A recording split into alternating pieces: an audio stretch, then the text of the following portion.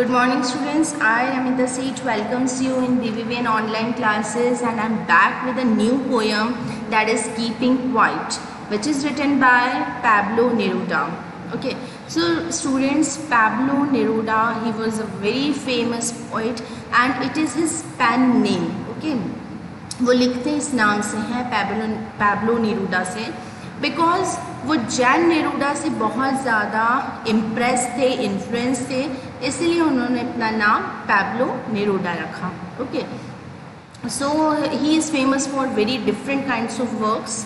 बहुत अलग अलग वर्क्स के लिए वो फेमस हैं. But in this poem keeping quiet, actually it is the anti war poem. And in this the poet is very much against, he protests the violent activities which happens all around the world in daily routine. Okay, so what he wants that for a while we should stop all our activities and we should introspect ourselves. Okay, introspect मतलब क्या होता है? That you have to judge yourself for a while, that whatever you are doing in a life, it is a good thing or a bad thing, you are right or wrong, or your behavior is good or you are running on a good track or not. Okay, so for a while you should wait and you should stop doing all the things and just introspect yourself, just judge yourself regarding all the routine activities, all the behavior, all the relationships, whatever you are maintaining. Okay, so कुछ देर के लिए वो चाहता है कि जो poet है कि हमारी जो दुनिया है वो रुक जाए, स्टिल हो जाए. जैसे कि हम हाइड एंड सीक गेम खेलते हैं तो उसमें 1 to 10 काउंट करते हैं and the people they use to hide. Okay, and then we have to search around for him. In this poem Pablo Neruda wants कि 12 तक वो काउंट करेंगे और उस 12 सेकेंड्स के लिए हर कोई इंसान on the whole earth, okay, पूरी दुनिया में बिल्कुल स्टिल हो जाए, बिल्कुल मूवमेंट लेस हो जाए और सिर्फ 12 सेकेंड्स हमें क्या करना है, अपने आप को इंट्रोस्पेक्ट करना है. ओके, क्योंकि वो ये चाहता है कि हमारे जितने भी जो वॉयलेंट एक्टिविटीज़ हैं, है ना, जो हम डेली प्रोसेस में बहुत सारी वॉयलेंट एक्टिविटीज़ होती हैं, हम बहुत अपने घर को वक्त नहीं दे पाते, हमारे रिलेशंस को वक्त नहीं दे पाते, कई बार हम इस कंपटीशन की दुनिया में इतने बिजी हो जाते हैं कि हमारा जो बिहेव है वो काफ़ी नेगेटिव हो जाता है.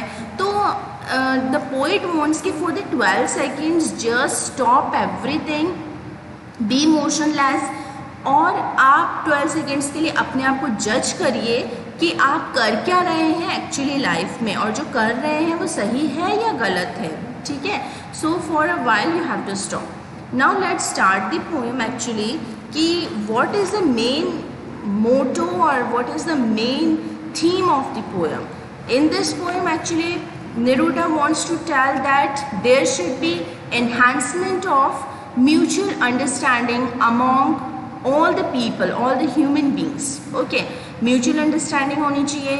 There should be we can say that brotherhood feeling, and we can say the good relationship should be propelled.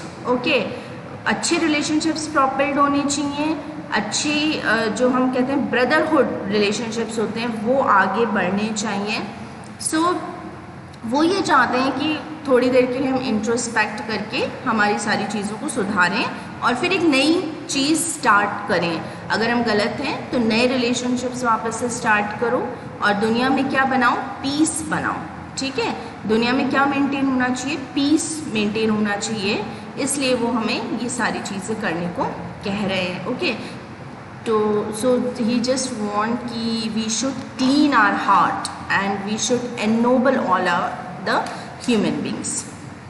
So in the first paragraph, let's see, now we will count to 12. So वो 12 तक गिनेंगे and we will all keep still, और सब क्या है, बिल्कुल still खड़े हो जाएंगे, बिल्कुल movementless हो जाएंगे. For once on the face of the earth, let's not speak in any language. So इस धरती पर जितने भी लोग हैं, चाहे वो किसी भी स्टेट के हों, चाहे किसी भी लैंग्वेज में वो बात करते हों, पर उस 12 सेकेंड्स के लिए सब कुछ क्या हो जाएगा, बिल्कुल क्वाइट हो जाएगा, बिल्कुल चुप हो जाएंगे सब लोग। Let's stop for 1 second, 1 second के लिए भी आप रुकते हैं। And not move our arms so much. यहाँ पर आर्म्स देखिए, 2 मीनिंग निकलते हैं आर्म्स के। एक आर्म होता है आपका जो लिम्ब है, जो आपका बॉडी पार्ट है, उसे हम कहेंगे, और एक आर्म का मतलब होता है आर्मामेंट्स या वेपन्स। यानी उस मोमेंट में जब आपको 12 सेकेंड्स के लिए रुकना है, तो कुछ देर के लिए ना तो हम अपनी बॉडी को मूव करेंगे और ना ही कोई वॉयलेंट एक्टिविटीज़ होगी, ना कोई वेपन यूज़ होगा और ना ही कोई आर्मामेंट यूज़ होगा।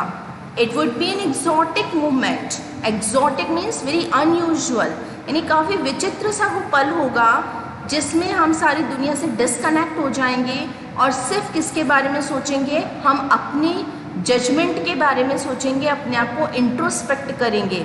We should leave all the worldly pleasures behind, यानी जितने भी हम सुख की बातें करते हैं, दुनिया की जो मटेरियल पोजीशंस की बातें करते हैं, उनको एक बार एक साइड में रख के हमें अपना सेल्फ जजमेंट करना है।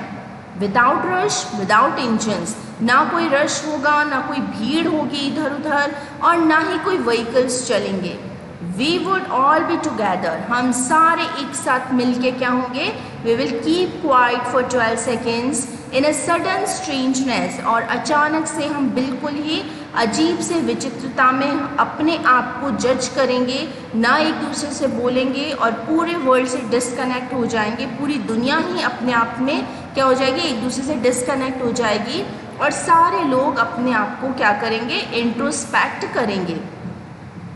Fisherman in the cold sea would not harm whales, और उस 12 सेकेंड में आप देखिए कि पोइट ये मानता है, कि पैब्लो नेरूदा ये मानते हैं कि उन 12 सेकेंड्स में क्या होगा कि बहुत सारी दुनिया में जितनी भी जो प्लाइट्स हैं, दुनिया की जितनी भी जो वॉयलेंसेस हैं, वो सब के सब खत्म हो जाएगी। क्योंकि 12 सेकेंड्स अगर हर कोई पूरा अगर अर्थ में सब मोशनलेस हो जाएगा, मोमेंटलेस हो जाएगा, स्टिलनेस आ जाएगी, तो काफ़ी वॉयलेंट एक्टिविटीज़, वॉर तक जैसी जो चीज़ें जो हम सोचते हैं, है ना, चाहे हम ह्यूमन टू ह्यूमन वॉर करने की बात सोचें या कंट्री टू कंट्री वॉर करने की बात सोचें, तो ये सारी उस समय के लिए 12 सेकेंड्स के लिए रुक जाएगी।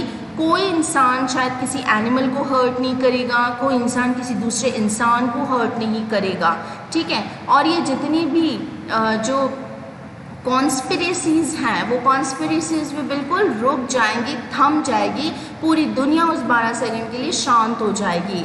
फिशरमैन इन द कोल्ड सी, यानी जो मछुआरे हैं जो इतने ठंडे पानी में, वुड नॉट हार्म वेल्स, यानी वो वेल्स को पकड़ के नहीं मारेंगे। तो उन 12 सेकेंड्स के लिए तो एटलीस्ट क्या होगा कि वेल्स को, एनिमल्स को भी क्या होगा, कोई वॉयलेंट एक्टिविटीज़ उनके साथ नहीं की जाएगी।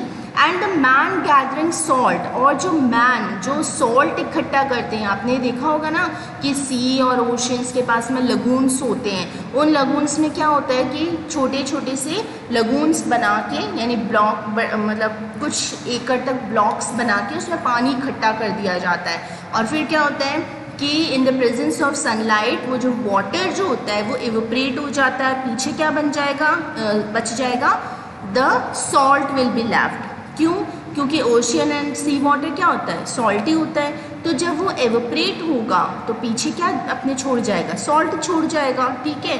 तो वो जो मैन जो वहाँ से सॉल्ट इकट्ठा करते हैं, एंड वन मोर थिंग, जो इंसान हमेशा सॉल्ट में काम करता है, सॉल्ट को इकट्ठा करता है, यू नो कि सॉल्ट क्या करता है, उसमें ऐसा नेचर होता है कि वो हमारी स्किन को क्या कर देता है, बिल्कुल सेंसिटिव हमारी जो स्किन होती है उसको गला देता है, उस पर रैशेस कर देता है, हमारी स्किन्स को हर्ट कर देता है ना। क्योंकि कई लोगों को आपने देखा होगा, ज़्यादा नमक में भी हम काम करते हैं तो हमारी स्किन गलने लग जाती है और उस पर बड़े बड़े रैशेस हो जाते हैं, ठीक है। एंड उनमें से कई बार ब्लड भी निकलने लगता है। तो जो लोग हमेशा इन लगून्स में काम करते हैं, शायद 12 सेकंड के लिए, तो उनके हाथों को भी आराम मिलेगा और उनको भी हर्ट नहीं होगा। उनकी जो ये प्रोसेस है रोज़ के, उनका जो काम है सॉल्ट गैदरिंग का, वो 12 सेकंड के अलग 12 सेकंड के लिए अगर रुकेगा तो उनको भी आराम मिलेगा। Those who prepare green Wars, यानी कि जो अब लोग प्रिपेयर क्या करते हैं, ग्रीन वॉर प्रिपेयर करते हैं। तो ग्रीन वॉर का क्या मतलब है, green Wars means destruction of trees and plants, ठीक है। तो जो लोग हमेशा पेड़ों को काटते हैं। Wars with gas, gas Wars क्या होंगे, जो हमारे डेडली केमिकल वेपन्स हैं उनको एक्सप्लोर करना, उनको इन्वेंट करना, ये सारा काम। एंड वॉर्स विद फायर, यानी it refers to the explosions, it refers to nuclear weapons, bombs, ये सारी जो चीज़ें हैं वो 12 मिनट के लिए 12 सेकेंड्स के लिए रुक जाएंगी। विक्ट्री विद नो सर्वाइवर्स, और ऐसी विक्ट्री जिसमें कि कोई भी सर्वाइवर नहीं है, यानी कि सब क्या है, बिल्कुल मोशनलेस हैं, ठीक है। So there will be no war, कोई बॉम्ब ब्लास्ट नहीं होंगे, कोई न्यूक्लियर एक्सप्लोजन्स नहीं होंगे। और जो एक्चुअली ये जो सारी चीज़ें हैं वो क्या करती हैं, हमारी ह्यूमैनिटी को कहीं ना कहीं वाइप आउट कर देती हैं, ठीक है ना। हम अगर ये न्यूक्लियर बॉम्ब्स, न्यूक्लियर एक्सप्लोजन्स और ये जो सारी चीज़ें हैं, एक कंट्री का दूसरी कंट्री को पावरलेस बनाना, या हम ज़्यादा पावरफुल बने जिससे हम दूसरी कंट्री से बहुत ज़्यादा न्यूक्लियर एक्सप्लोजन्स करना जिससे दूसरी कंट्री से ज़्यादा पावरफुल बन सकें। तो ये जो सारी चीज़ें ये क्या कर रही हैं, they are just wiping out the humanity, ये मानवता को ख़त्म कर रही हैं। क्योंकि लड़ाई में होता क्या है, जब एक कंट्री दूसरे कंट्री के लोगों को, मिलिट्रीज़ को, या जो फोर्सेस होती हैं मिलिट्री फोर्सेस, जब उनको मारता है, ह्यूमंस को मारता है, सिविलियंस अगर उसमें मरते हैं, तो यहाँ ये ह्यूमैनिटी कहाँ है, ये तो एक तरह की हेट है जो हम डेवलप कर रहे हैं हमारी अर्थ पर। तो एक कंट्री अपने आप को पावरफुल करने के लिए इतना कुछ ना कुछ नया एक्सप्लोर करती रहती है, और उसके बाद में जब उसका एक्सप्लोजन्स होते हैं तो आप देखिए कितने लोगों को बहुत ज़्यादा नुकसान होता है, इन्वायरमेंट को ज़्यादा नुकसान होता है। तो ये ह्यूमैनिटी को बिल्कुल वाइप आउट कर रहा है। और जितने भी जो हमारे अर्थ के फॉर्म्स हैं उनको क्या कर रहा है, एशेस में कन्वर्ट कर रहा है। यानी क्या होते हैं, अगर न्यूक्लियर बॉम्ब ब्लास्ट होता है तो ऑब्वियसली क्या होगा, सारी चीज़ें किस में कन्वर्ट होंगी, एशेस में कन्वर्ट होंगी। और देखा जाए असलियत में तो यहाँ सिर्फ मानवता का ही एक तरह से मर्डर हो रहा है, या हम कह सकते हैं कि मानवता ही हमारे यहाँ से ब्रदरहुड की जो फीलिंग है वो हट रही है। आउटकम कुछ नहीं निकलेगा उसका, ठीक है। अगर एक कंट्री अपने आप को ज़्यादा पावरफुल शो भी कर लेता है, या एक इंसान दूसरे इंसान का डिस्ट्रक्शन करके अपने आप को ज़्यादा पावरफुल शो भी कर लेता है, तो उससे क्या मिलेगा। The main thing is that the main cause, हम कह सकते हैं कि उसको पावरफुल बनाने का जो मेन मोटो था उसका, उसमें हुआ क्या, उसने ह्यूमैनिटी को ही तो वाइप आउट किया है, ठीक है। उससे क्या हुआ, अगर पावरफुल बन गया तो बन गया, ठीक है। लेकिन अगर हम सब साथ में चलेंगे, हम सब साथ में रहेंगे, लव होगा, ब्रदरहुड फीलिंग्स होगी, तो वो शायद नॉन वॉलेंट एक्टिविटीज़ होंगी, तो वो शायद हमारे वर्ल्डली थिंग्स को, वर्ल्डली नेचर को काफ़ी अच्छे से चला सकता है। We can enjoy the life, we can enjoy the living process. लेकिन जब ये जो सारी चीज़ें होती हैं, पावरफुल बनने की जो चीज़ें होती हैं, जो कॉम्पिटिशन्स हैं, हमारी लाइफ के जो कॉम्पिटिशन है एक दूसरे से आगे बढ़ने की, जो हम हमेशा आगे रहते हैं, 24 आवर्स में से 20 आवर्स तक हम काम करते रहते हैं। We are not spending the time with family और विद आवर रिलेटिव्स, और we are not actually spending the time with our self also. तो बस जो नेरोडा है वो यही कहते हैं कि आपको कम से कम, ज़्यादा नहीं, 12 सेकेंड्स के लिए आप अपने आप को जज करिए कि एक्चुअली आप जा कहाँ रहे हैं, किस दिशा में जा रहे हैं। आप उस जजमेंट करके अपनी लाइफ को थोड़ा सा इम्प्रूव करिए, जिससे दुनिया में वॉयलेंस ख़त्म हो जाए। Okay, would put on clean clothes and walk about with their brothers in the shade doing nothing।